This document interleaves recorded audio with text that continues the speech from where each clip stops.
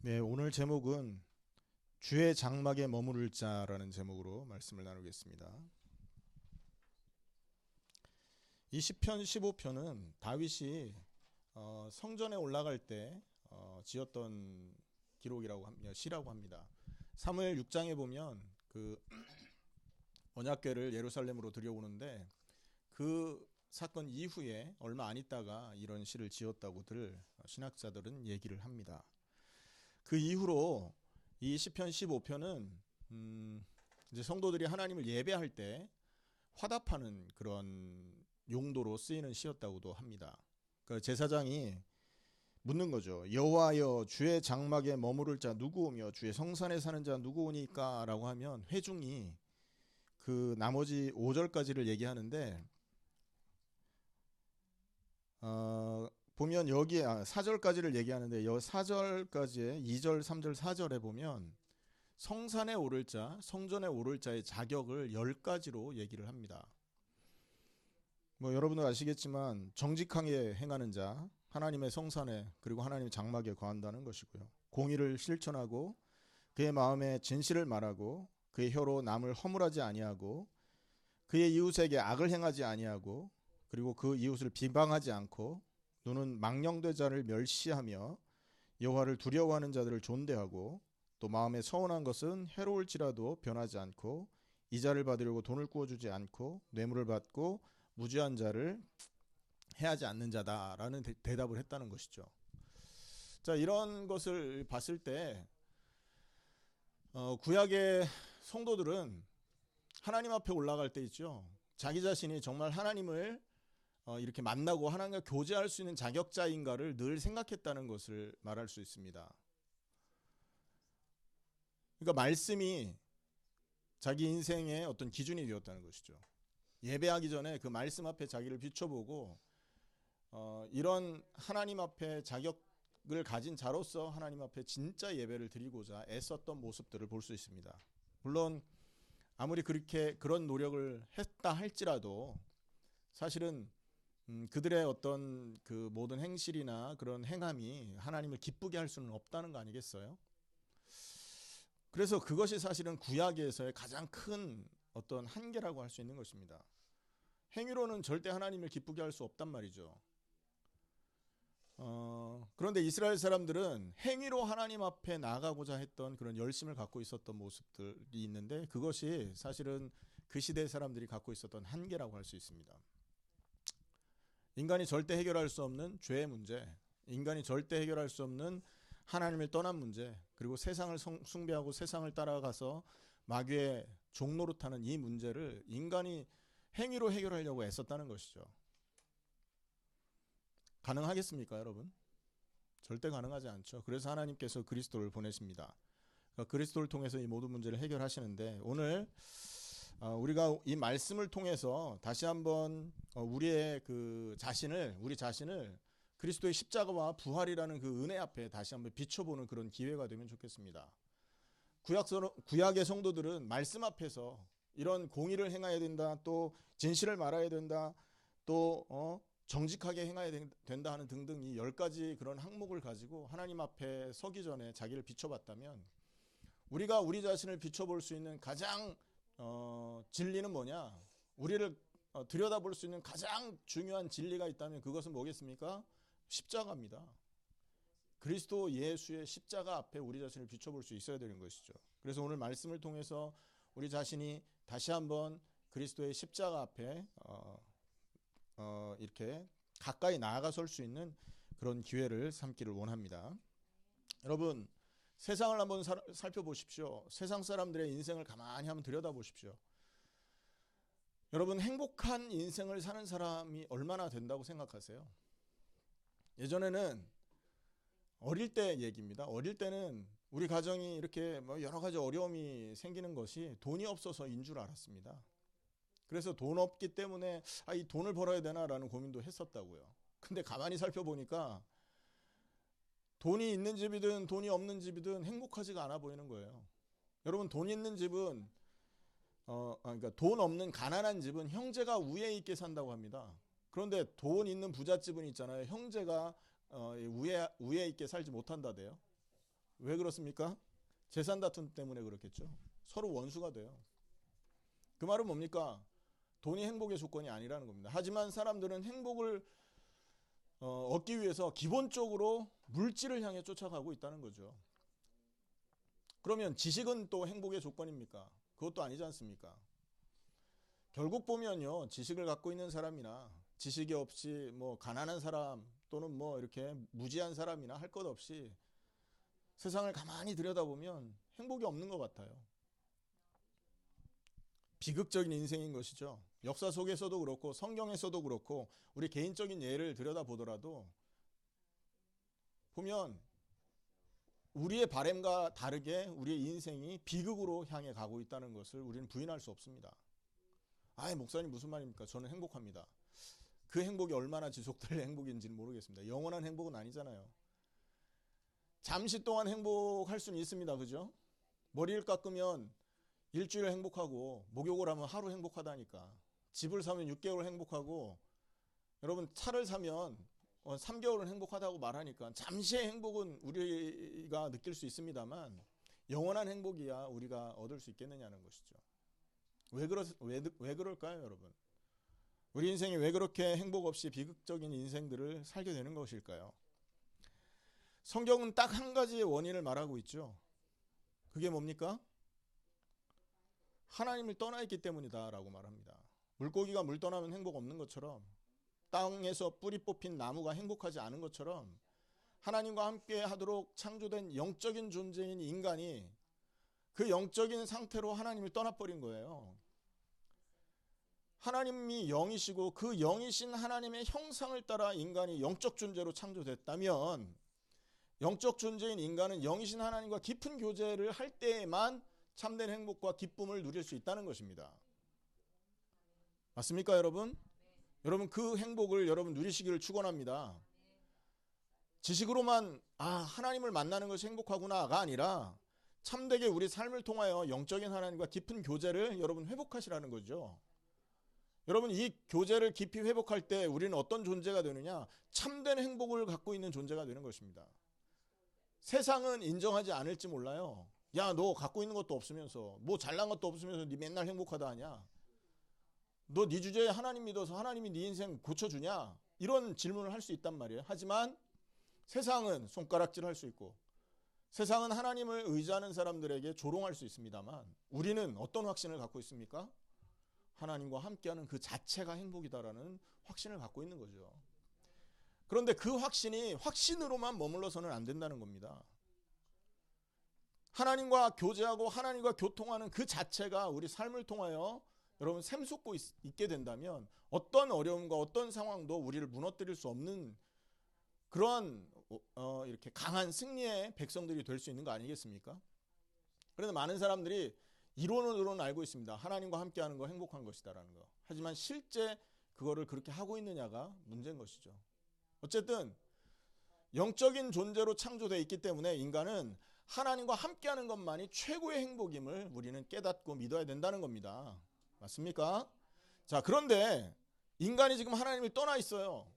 그래서 비극적인 삶을 삽니다. 그럼 여러분이 세상이 하나님을 떠나 있는 증거는 무엇일까요, 여러분? 우리가 하나님을 만나지 못하고 하나님을 떠나서 영적인 존재임에도 불구하고 육신적인 것을 향해서 살고 있다라고 하는 그 증거가 과연 무엇일까요? 그 증거가 뭐냐면 죽지 않고 살아남기 위해 발버둥 치는 심정으로 나를 위해 하루하루를 살고 있다는 것이 하나님을 떠난 증거라는 것입니다. 무슨 말인가 이해되십니까? 원래 인간은 하나님을 섬기는 존재였단 말이에요. 기쁨 안에서 행복 안에서 정말로 참된 만족 안에서 하나님을 섬겼다고요. 하나님을 섬기는 것이 최고의 행복이었기 때문에 그 시간과 그 기회를 놓치지 않기 위해서 애썼단 말이죠. 자, 그런데 지금 인생은 어떠냐? 나를 섬기고 있어요. 하나님을 사랑하는 마음으로 하나님을 숭배하고 하나님을 경외해야 될 인간이 그 마음의 자리에 하나님을 밀어내고 나 자신을 주인으로 세우고 나 자신을 우상으로 세워서 그 나의 숭배를 받고 있는 나 자신의 목숨 연명을 위하여 하루하루를 살고 있는 것이 하나님을 떠나 있는 증거라는 것입니다. 무슨 말인가 이해되십니까? 여러분 아침에 눈을 떠서 저녁에 잠들 때까지 하루 종일 생각하는 게 무엇입니까? 그거 생각해보면 증거 나오지 않습니까? 무엇을 먹을까? 무엇을 입을까? 어떻게 하루하루 살아나갈까? 자녀, 처자식 어떻게 먹여 살릴까? 그 고민하면서 하루하루 사는 거 아닙니까? 이 땅 사는 사람들이. 미국에 이민 와 있는 여러분 이 소수민족들의 고민이 뭡니까? 딱 그거라니까요. 예배 드릴 여유도 없습니다. 그나마 한국 사람들은 이민 그 기간이 좀 되잖아요. 그러다 보니까 어느 정도 기반이 있습니다. 근데 한국 사람들이 미국에 처음 이민 와서 사실은 여러분 먹고 살기 바빠서 예배도 못 드렸다니까요. 직장 다니기 바빠서 돈 벌기 바빠서 하나님 찬양하는 거 생각도 못했고 하나님 예배하는 거 여러분 생각도 못한 그런 세월을 지내오지 않았습니까? 뭘 말하는 거예요? 우리가 하나님을 떠나 있다는 걸 말하는 겁니다. 하루가 24시간이고요. 일주일이 168시간인데 여러분 168시간 일주일 그 시간 동안에 하나님을 예배하고 하나님을 생각하는 시간이 몇 시간입니까? 솔직하게 한번 생각해 보십시오. 여러분 하루 24시간 중에 11조를 하나님께 드려본 적이 있습니까? 시간에 11조? 어려울걸요? 10분, 20분 하나님 앞에 무릎 꿇고 기도하기도 귀찮을 때 많고 솔직하게 여러분 식사 기도할 때 진심으로 진정으로 이 음식을 우리에게 주신 것이 너무 감사합니다 하고 하나님을 예배하는 마음으로 기도하는 사람이 몇 프로나 될까요? 그만큼 우리가 지금 어떤 상태냐? 하나님을 떠나 있다는 상태입니다. 하나님을 떠나 있다는 이것이 바로 우리가 하나님을 떠나 있다는 증거죠. 여러분 그러다 보니까 인간이 어떻게 돼요? 만족이 없게 됩니다. 만족이 없어요. 나를 위해서 살다 보니까요. 10개를 9개를 갖고 있으면 10개가 갖고 싶어져요. 욕심이 생겨요. 여러분 9,990만 원을 갖고 있는 사람이 10만 원만 있으면 어떻게 돼요? 1억이 되잖아요. 그 1억을 채우려고 혈안이 돼서 10만 원을 찾아 헤매는 거 아닙니까? 그러니까 주머니에 10만 원 갖고 있는 사람 주머니 털려고 눈에 불을 켜고 사람들이 그렇게 다니는 경우 많지 않습니까? 욕심은 끝도 없습니다, 여러분. 이거 가지면 저것이 필요하고 저것 또 가져놓으면 또 다른 게 필요하고 만족이 없는 게 인간 아니에요. 딱 뭐 하고 갔냐면 여러분 목마를 때 소금물을 퍼먹는 거 같은 거죠. 목마를 때는 생수를 마셔야 되는 거 아닙니까? 근데 소금물 마시면 어떻게 될까요? 계속적으로 물이 땡기게 됩니다. 그래서 나중에는요, 이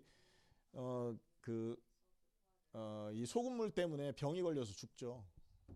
인간이 그런 거예요. 자, 이것이 뭐냐? 이렇게 세상 사람이 살고 있는 이 모습이 뭐냐? 하나님을 떠나 있는 증거들이다라는 것입니다. 결국은 그 사람이 가지고 있는 거는 하나님을 진짜 하나님으로 섬기는 것이 아니라 나를 하나님으로 섬기는 것이죠. 맞죠? 내가 하나님인데 그 하나님을 만족하게 하기 위해서 아무리 그 발버둥을 쳐도 그 만족을 얻지 못하게 되는 한계를 갖게 되는 것이죠. 이것이 하나님을 떠나 있는 증거입니다. 성경에는 이것을 한마디로 말을 하죠.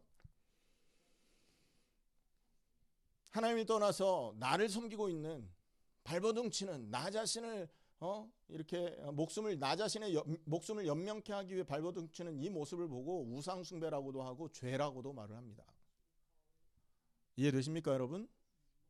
죄는 뭡니까? 관역에서 벗어난 상태를 말하는 거잖아요.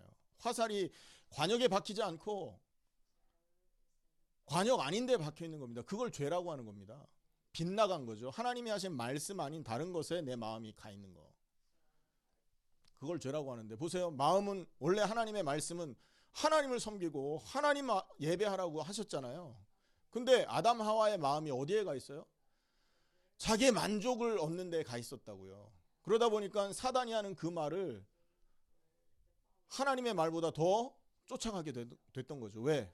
마음속에서 저 말을 쫓아가면 나를 더 행복하게 할 거다라는 판단이 들었기 때문에 따라간 거예요. 저 선악과를 먹으면 네 눈이 밝아 하나님처럼 될 거다라는 그 말을 듣고 하나님은 단순히 저걸 먹지 말라고 했는데 마귀는 저걸 먹으면 하나님처럼 된다고 하네. 그럼 내가 하나님 말을 쫓아가는 게 유익할까? 하나님처럼 되는 게 유익할까? 이 생각을 한 거죠. 마음이 원하는 걸 쫓아간 겁니다. 그런데 실상은 어때요? 인간이 하나님처럼 될 필요가 있었습니까? 없었습니까? 인간이 하나님처럼 될 필요가 없었어요. 하나님의 형상이었기 때문에. 그리고 하나님이 주신 그 축복을 가지고 마음껏 하나님을 위해 쓸 수 있고 마음껏 세상 하나님의 말씀과 계획을 위해서 쓸 수 있는 부족함이 없는 상태였거든요. 거의 하나님과 방불한 존재였지 않습니까? 인간이. 그런데 마음이 하나님의 말씀에서 멀어지고 그 마음에 하나님이 계셔야 되는 그 자리에 나 자신이 자리했기 때문에 하나님의 말씀을 쫓지 않고 마귀의 말을 쫓아간 겁니다. 이걸 보고 죄라고 하는 것입니다, 여러분. 이 죄의 상태가 지금까지 지속되고 있는 거예요. 우리가 행복하지 않다. 그 말은 뭐 때문에 오는 것이냐? 하나님을 떠나 있기 때문에 오는 것이고 그 근본 원인이라는 것이죠. 그럼 왜 우리는 하나님을 만날 수 없냐?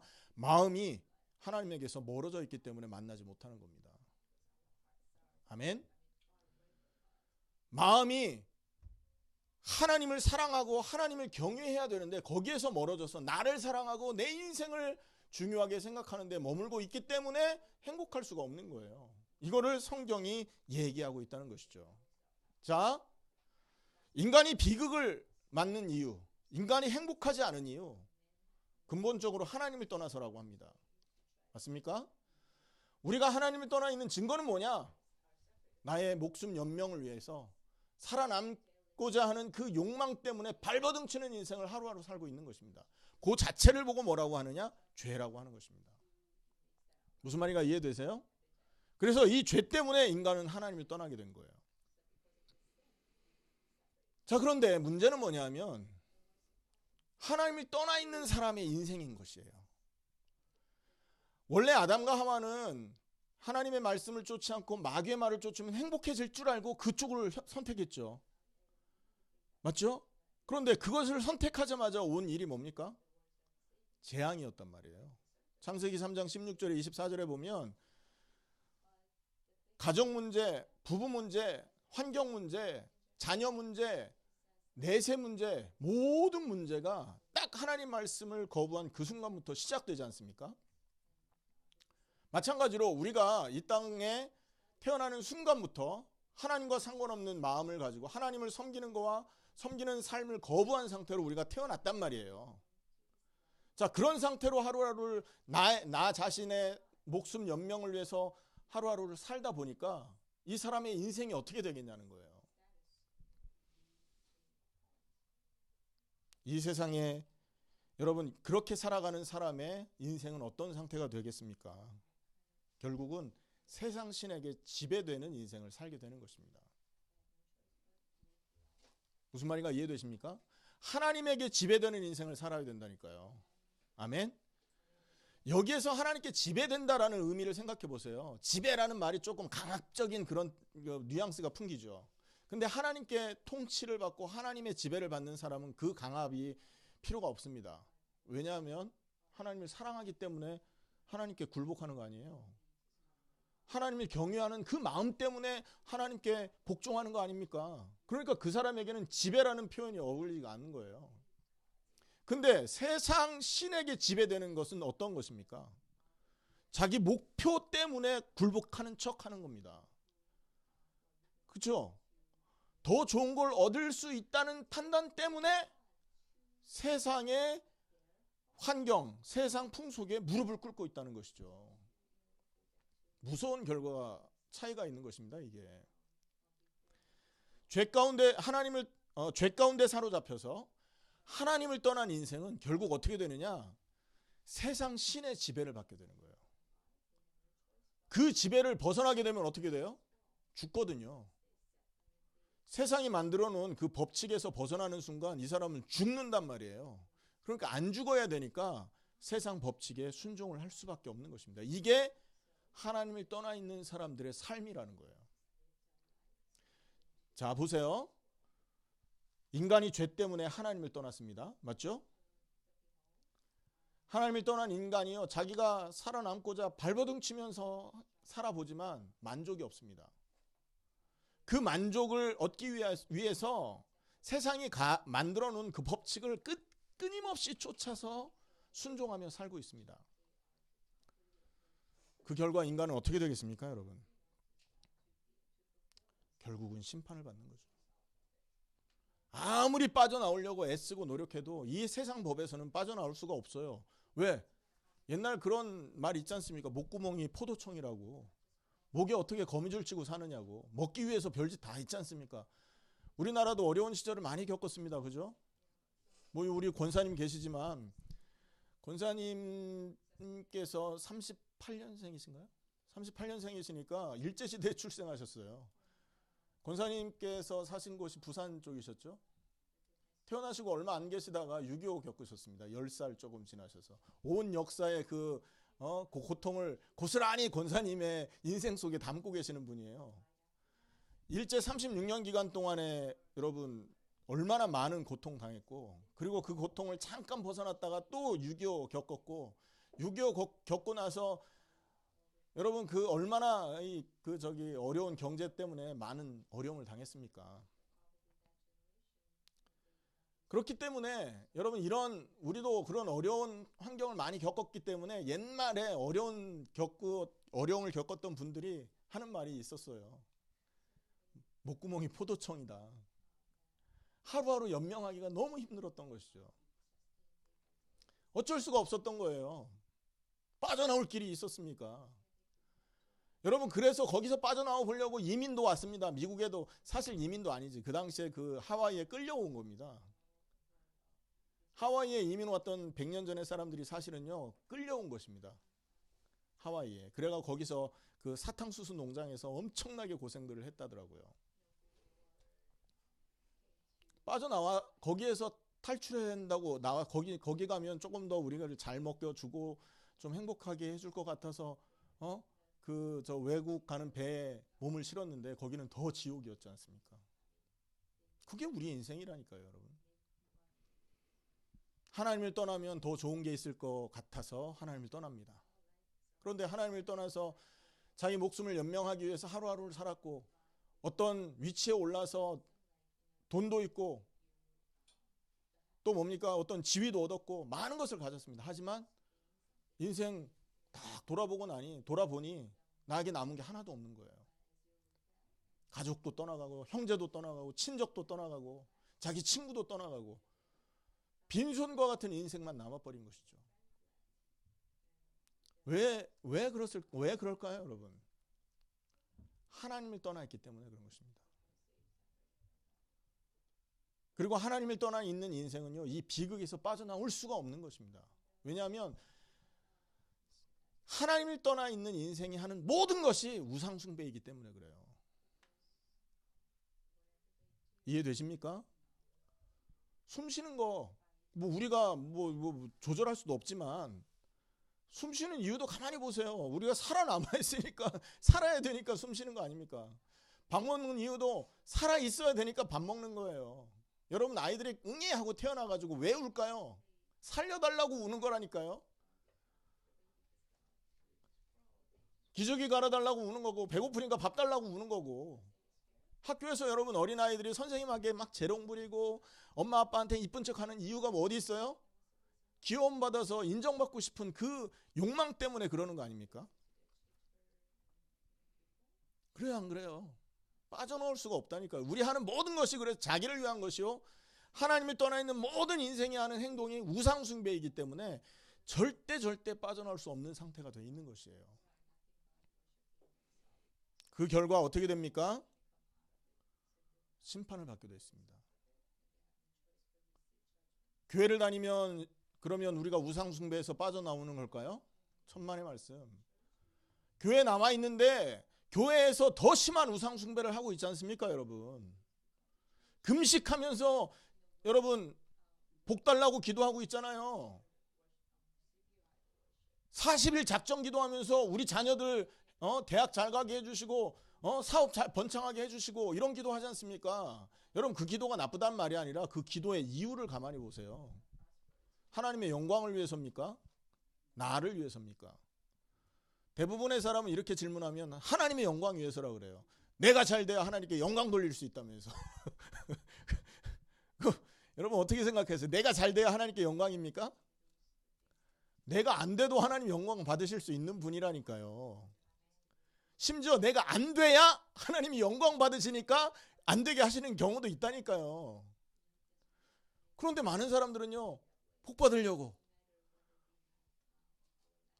사업 번창하게 하시고 자녀 건강하게 하는 거, 그거를 위해서 발버둥 치면 40일 금식하고 작정 새벽기도 하고 있다면 그게 우상숭배라고 하는 것입니다, 여러분. 저 옛날에 그랬다니까요. 교회를 가려면 어떤 교회를 가냐? 일단 건물 있는 교회를 찾았습니다. 할렐루야. 그 음향 시절 빵빵하고 기둥 그래도 몇 개 있어서 아이고 그냥 예배드리기 싫을 때 기둥 뒤에 앉아 있을 수 있는 그런 교회를 찾았다니까요. 자, 우리 교회 같은 교회는 어떻습니까? 다 보여. 조는 것도 보이고 딴짓하는 것도 보이고, 여러분 눈 뜨고 있는데 정신이 딴 데 나가 있는 것도 여기서 보면 보입니다. 이런 교회 힘들었어요, 옛날에는. 그래서 이런 교회는 절대 안 나갔습니다. 그리고 옛날에 제가 어릴 때 우리 세빈이만 한 나이 때쯤이었었어요. 그럴 때 제가 이제 밖에 나가서 이렇게 공부를 하는데 어떻게 하다 보니까 가게 된 교회가 개척교회였네. 개척교회에 가서 탁 앉아가지고 목사님을 쳐다보니까 얼마나 처량하든지, 아이고 목사님이 참 몇 명 안 되는 교인들 모아놓고 고생하신다. 나라도 이 교회에서 좀 헌신해서 목사님 좀 이렇게 이렇게 힘을 얻도록 도와드려야 되겠다 하고 이제 교회를 나갔습니다. 그때는 잘하는 줄 알았다니까요. 뭐 성가대도 하고 뭐 성경 공부도 하고. 개척교회 얼마나 필요합니까? 일손이. 청년 하나가 와가지고 막 하면 얼마나 도움이 되겠어요. 했다고요. 가만히 지금 들여다보니까 우상 숭배하고 있었던 거예요. 내 이름 내고 내 만족 얻기 위해서 있었던 거잖아요. 개척교회 가서 도와도 우상 숭배였었고, 큰 교회 가서 앉아 있어도 우상 숭배였습니다. 제가 큰 교회도 다녀봤습니다. 제가 서울에 있을 때 그 서울역 옆에 후암동에 잠깐 있었거든요. 거기에 큰 교회 하나가 그 후암동 언덕에 있었는데, 그 교회가 금성교회라는 교회였어요. 그때가 90년대 초반이었었는데, 그 교회 갔더니 청년들 얼마나 많든지 그 청년들하고 이렇게 신앙생활하면서 굉장히 좋았습니다. 왜냐하면 시골 살던 녀석이 서울에 올라가서 있으면서 뭐 보세요, 뭐 밥 먹는 것도 부실하지, 뭐 사람 만나는 것도 부실하지, 얼마나 그랬겠어요. 근데 청년부 가면 얼마나 위안이 되는지요. 막 챙겨주고 위로해주고 고생한다 하고 뭐 그런 재미로 나갔던 거예요. 지금 보니까 우상숭배였어. 하나님을 예배하러 나간 게 아니었던 거죠. 여러분, 인생이라는 것이 바로, 하나님을 떠난 인생이라는 것이 바로 그것입니다. 하나님을 떠나 있잖아요. 숨 쉬는 것조차도 우상숭배일 수 있다는 겁니다. 그럼 숨을 쉬지 말아야 됩니까? 그건 자유예요. 숨을 쉬지 마시든지 쉬시든지 하나님 앞에서 판단하시고, 제가 말하는 말 뜻을 잘 이해하셔야 됩니다. 내가 살아있는 목적을 하나님 안에서 찾지 못하면 우리는 결국 세상 풍속을 쫓아 살다가 심판받을 수밖에 없는 비참한 존재들이라는 사실을 기억하라는 뜻입니다, 여러분. 히브리서 9장 27절 말씀에 사람이 한 번 죽는 것은 정한 이치요 그 이후에는 심판이 있으리라 말씀하셨죠. 이렇게 여러분 우상을, 보이지 않는 우상, 내가 우상을 숭배하고 있으면서도 내가 우상을 숭배하고 있는지 어쩌는지도 모르고 살았던 그런 인생을 여러분 하나님 앞에 하나님께서 가만두시겠습니까? 세상을 살면서 하나님이 거기서 빠져나올 수 있는 기회를 여러 번 주시겠죠. 선지자들을 통해서. 맞죠? 그래서 선지자들의 말을 듣고 회개할 수 있다면 그건 최고의 축복인 것입니다. 하지만 어리석은 자는, 여러분 시편 14편 말씀이죠. 어리석은 자는 그의 마음에 이르기를 하나님이 없다 하는도다. 아무리 옆에서 하나님 얘기를 해도 마음으로 하나님을 받아들이지 않고, 아무리 십자가와 부활의 은혜를 얘기해도 마음에서 그걸 거부하고 있단 말이에요. 그것처럼 어리석은 게 없다니까요.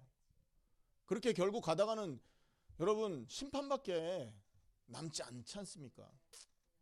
제가 지난번에 그런 말씀 드렸죠. 불꽃이 없대. 몸은 타고 있으면서, 불꽃이 없어요. 뜨거워 죽으면서. 불꽃 없다고 부인하면 뭐합니까? 지금 타고 있는데. 하나님이 없다고 부인하면 어떡할 거예요? 여러분 심판받을 건데. 어리석은 겁니다. 하나님은요, 그런 우리를 복주시기 위해서 선지자를 보내는 거고 말씀을 주는 것입니다.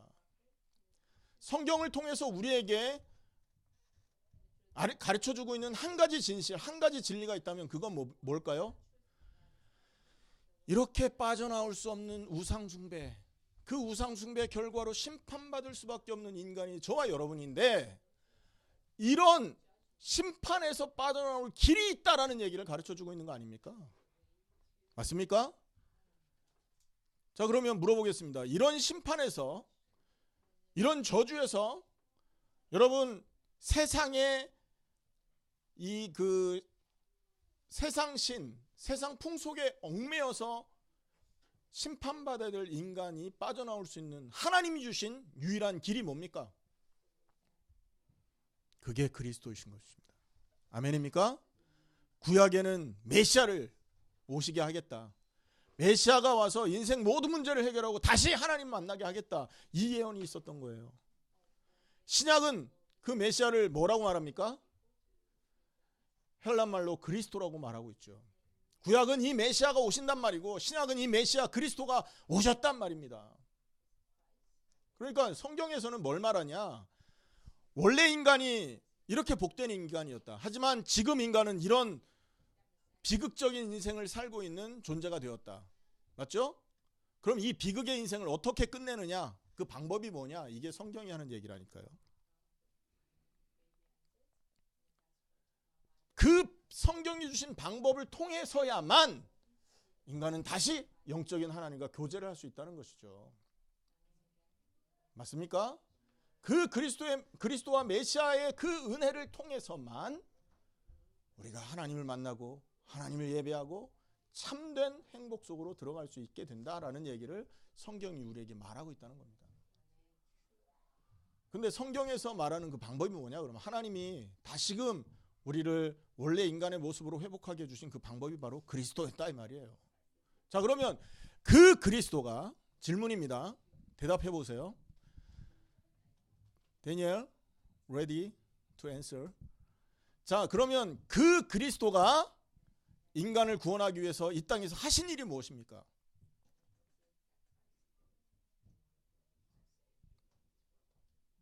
뭡니까?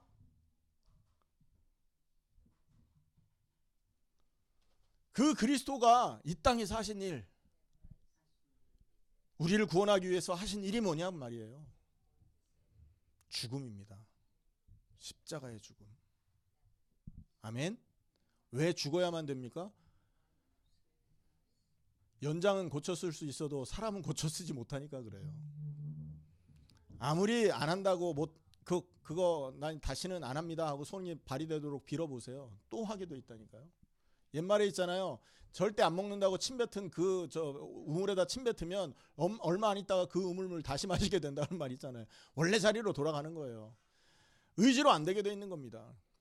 우리의 인생이 그런 것입니다. 하나님 앞에 내가 잘못된 길을 걷고 있다가 거기서 회개한다 한들 다시 죄 짓지 말란 법이 없거든요. 무슨 말인가 이해되시죠? 얼마나 많이 우리가 겪고 옵니까? 그래서 하나님께서 딱 한 가지 방법을 주셨는데 그게 뭐냐? 죽음이라는 방법을 주신 겁니다. 구약에는 그래서 짐승을 죽여가면서 그 죄의 자리에서 벗어날 길을 우리에게 허락하셨던 겁니다. 하지만 신약은 그리스도를 죽게 함으로써 그 죽음의 자리에 동참하게 하신 거예요. 맞습니까? 구약의 어린 양이 죽은 이유는 그 어린 양을 끌고 온 죄인의 죄를 덮어 쓰고 죽은 거 아닙니까? 맞죠? 그래서 그 어린 양이 죽은 게 아니라 그 죄인이 죽은 게 바로 그 희생제사의 자리였었던 겁니다.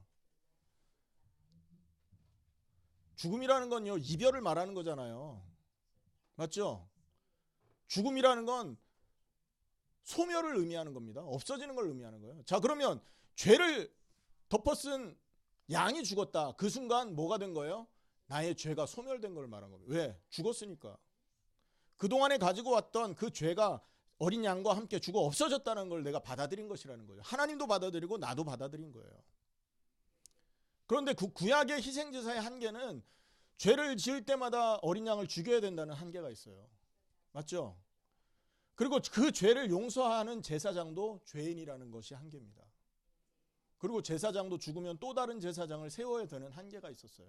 그러니까 구약의 제사는 완전한 제사라고 할 수 없었던 것이죠. 그래서 하나님께서 누구를 보낸 거예요? 그리스도를 보내서 완전한 제사를 단번에 영원히 끝내버리신 겁니다. 더 이상 또 다른 제사가 필요 없도록.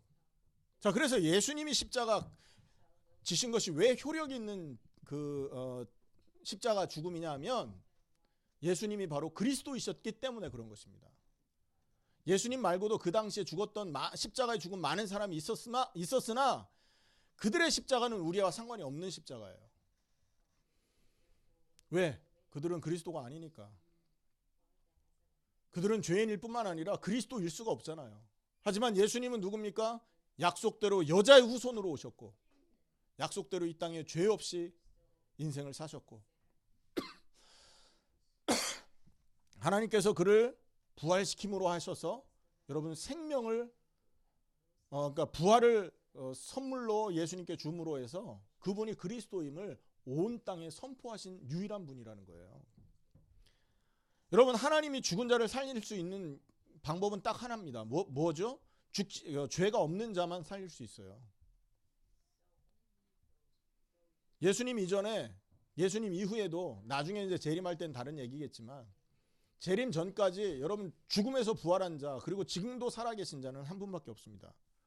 누굽니까? 예수.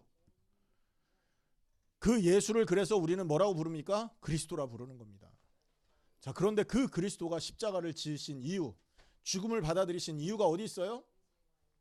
첫째는 하나님의 구원의 계획을 순종하신 겁니다. 그래서 하나님을 위한 죽음이었던 거죠. 둘째는 또 뭡니까? 저와 여러분을 위한 죽음이었어요. 예수님 자신을 위했다면 절대 죽을 필요가 없었죠. 죽이려고 하는 자들을 당장 그냥 천사 보내서 끝장낼 수 있잖아요. 하지만 예수님은 자기를 위해서 살지 않는 분이고 우리를 하나님을 위하고 세상을 위한 분이시라 죽음을 받아들이신 겁니다. 그 죽음의 의미는 뭡니까? 저와 여러분이 그동안에 나를 주인으로 내세우고 살아왔던 인생을 끝내는 죽음이었다. 아멘. 그 죽음을 영접하라는 겁니다, 여러분. 그 십자가의 죽음을 나의 죽음으로 영접하라 이 말이에요. 2000년 전에 있었던 그 십자가의 죽음이 지금 살고 있는 나의 죄악된 인생에 대한 죽음이었음을 믿음으로 받아들이라 이 말이에요. 믿음으로 이 사실을 받아들이는 순간 우리는요 십자가와 연결되는 겁니다. 맞습니까? 비록 시공간을 초월한 사건이었지만 믿음으로 그 십자가를 나의 죽음으로 받아들이게 됐을 때 그 순간부터 우리는 십자가와 연합된 인생을 살아가게 되는 거라는 거죠. 나를 따라오려거든 십자가 지고 따를 것이다. 그 말이 그 말인 겁니다. 십자가의 죽음을 나의 죽음으로 알고 나를 따라와라. 그래야 너는 세상을 살릴 제자가 되는 것이다. 무슨 말인가 이해되십니까, 여러분? 그래서 로마서 6장, 로마서 5장, 6장, 7장, 8장, 특히 8장은 로마서 8장은 성경의 다이아몬드 장이라고 합니다. 구원을 가장 세밀하게 표현한 성경이거든요. 근데 그 8장을 설명하기 이전에 구원에 대한 얘기가 5장부터 나옵니다. 근데 5장의 구원을 설명한 다음에 6장의 십자가와 그 세례에 대한 얘기를 합니다. 맞죠? 그리스도와 함께 네가 세례를 받고 그리스도의 죽음, 부활과 함께 살아나는 것이다. 그 세례는 네가 죄에 대하여 죽은 것이고 부활은 의에 대해 살아난 것이다. 이 말을 하고 있지 않습니까? 맞죠? 그리고 7장은 뭘 얘기하느냐? 십자가에 죽기 이전의 바울의 모습을 얘기합니다.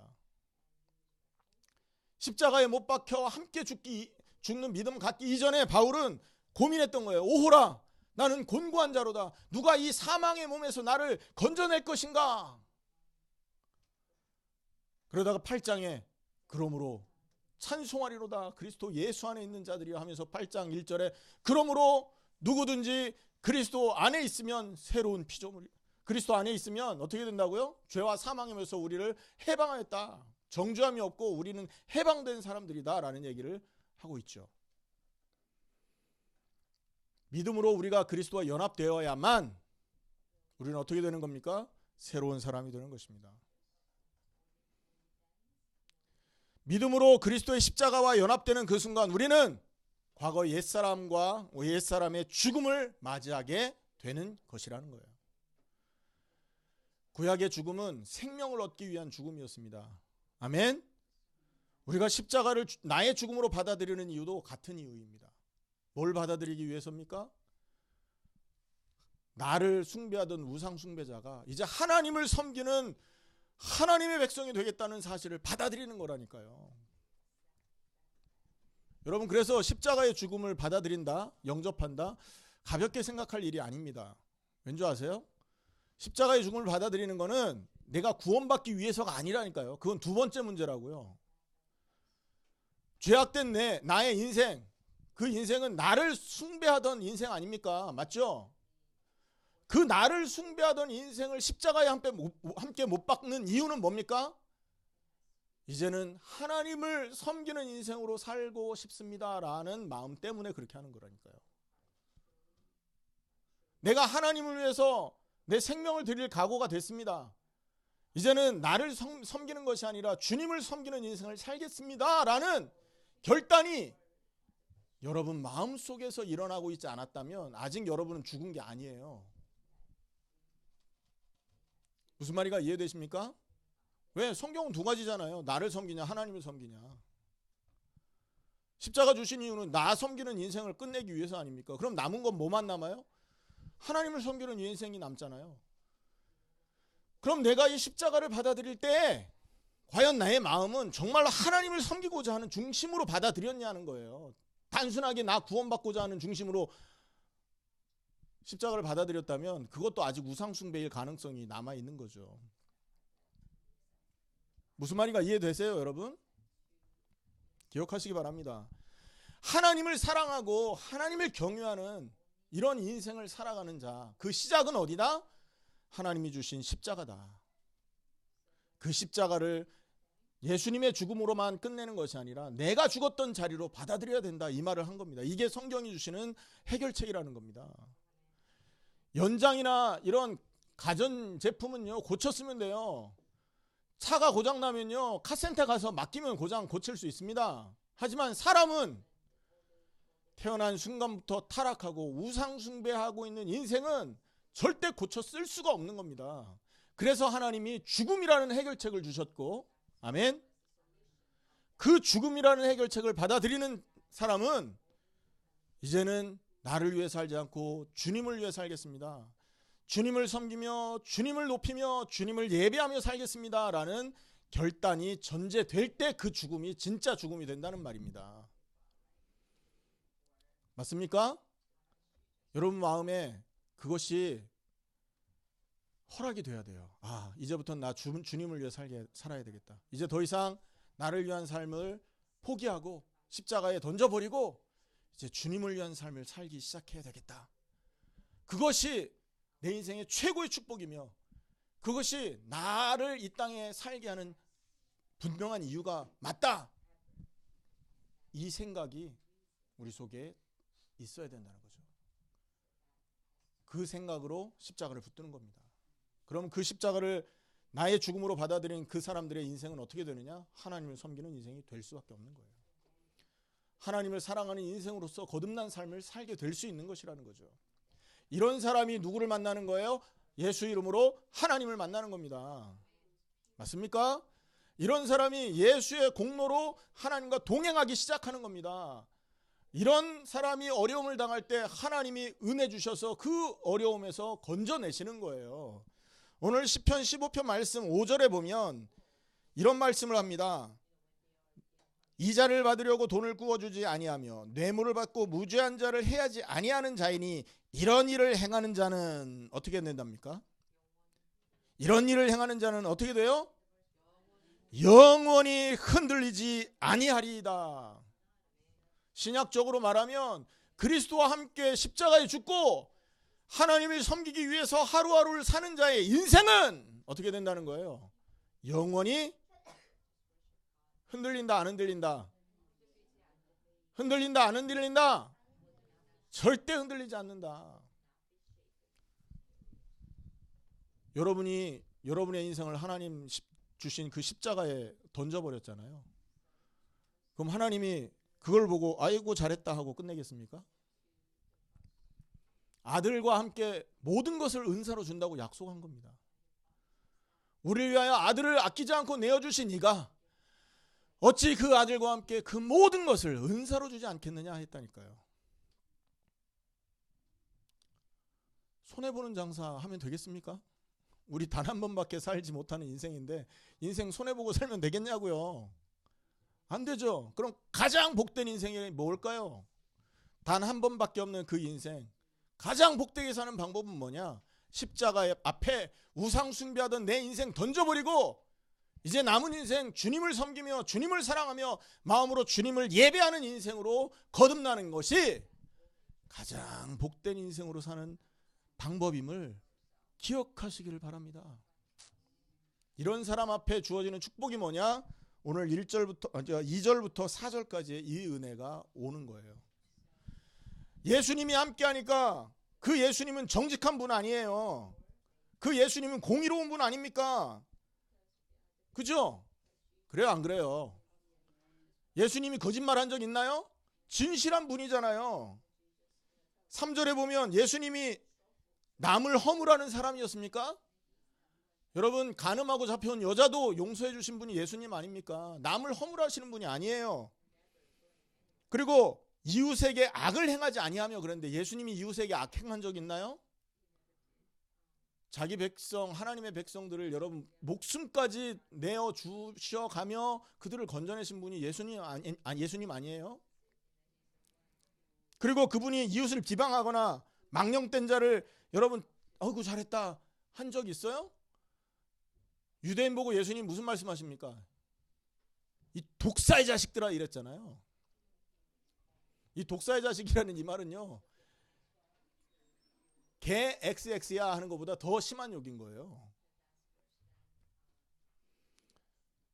망령된 자를 예수님은 여러분 욕을 했고 그리고 하나님을 존중히 여기는 자들을 어떻게 했어요?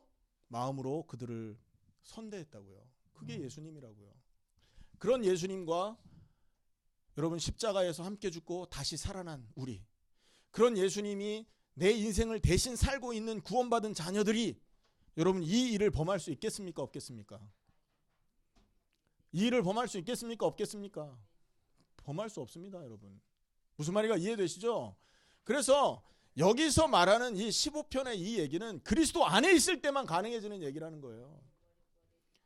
그리스도 안에서 우리가 하나님을 존중하고 하나님을 사랑하는 그런 마음으로 하루하루를 살게 될 때 예수님이 우리를 공의로운 자로 끌어주시는 것이고 예수님이 우리를 여러분 진실한 자로 끌어주는 것이고 예수님이 우리를 여러분 하나님 앞에 정의롭게 설 수 있도록 예수님께서 바꿔주신다는 것입니다. 약속입니다. 약속.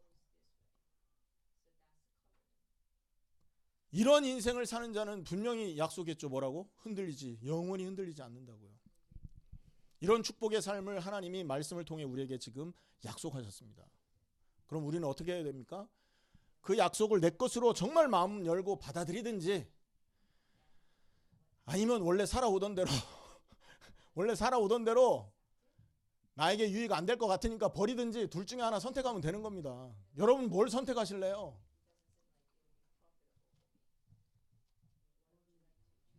여러분 뭘 선택하시겠습니까? 여기서 대답하지 마세요. 여러분 혼자 있을 때 대답하세요. 여기서 하는 대답 나는 못 믿겠어. 무슨 말인가 이해되시죠? 진지하게 하나님 앞에서 예수님 내가 나를 위한 우상숭배의 인생을 지금까지 살아왔군요. 이제는 그리스도의 십자가에 함께 못 박히기 원합니다. 그리고 이제부터는 하나님을 섬기며 하나님을 노래하며 하나님을 예배하는 삶을 살고 싶습니다. 진정으로 이런 인생을 살고 싶기에 이제 나의 옛사람, 죄악된 옛사람을 십자가에 못 박습니다. 다시는 그 옛사람을 위한 삶을 살지 않도록 나에게 은혜 주시고 이제부터 공의로운 자로, 진실한 자로, 정의를 행하는 자로, 남을 허물지 않고 비방하지 않는 자로 하나님 나를 변화시켜 주셔서 온 세상 살리는 일에 하나님 나를 제자로 사용하여 주옵소서. 하나님 앞에 혼자 있을 때 여러분 이 기도가 나와야 된다는 것이죠. 맞습니까? 아멘. 자, 오늘 말씀을 정리하도록 하겠습니다. 인생이 왜 비극이냐? 한 가지예요. 하나님을 떠나 있다. 하나님을 떠난 증거가 뭐냐? 나를 위해 살고 있는 것이 증거다. 나를 위해 살고 있는 그것을 성경은 죄라고 한다. 우상숭배라고 한다. 그 우상숭배, 그 죄에서는 아무도 빠져나올 수 없다. 의인은 없나니 하나도 없다 그랬잖아요. 하나님을 찾는 자가 있는가 보려고 하나님께서 이렇게 살펴보니 아무도 없다. 이게 14편의 얘기 아닙니까? 숨 쉬는 거, 밥 먹는 것조차도 우상숭배일 수 있다는 겁니다. 하나님을 위해서 내가 그동안에 해왔던 모든 것이 우상숭배일 수 있다는 얘기예요. 어떻게 해야 됩니까? 하나님의 유일한 길을 붙들어야 돼요. 그게 뭡니까? 그리스도의 죽음.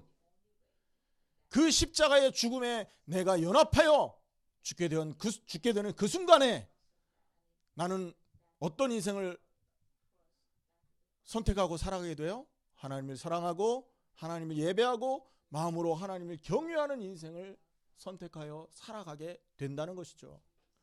그런 인생을 살기 원하는 자에게 예수님은 공의로운 삶을, 진실한 삶을, 그리고 그 예수님의 힘을 통하여 우리는요 하나님의 성전에 들어가서 하나님과 영원히 함께할 수 있는 그런 은혜의 인생을 살게 된다는 것입니다. 그 은혜가 저와 여러분의 인생 속에 가득히 넘쳐나기를 예수님의 이름으로 축원합니다. 기도하겠습니다.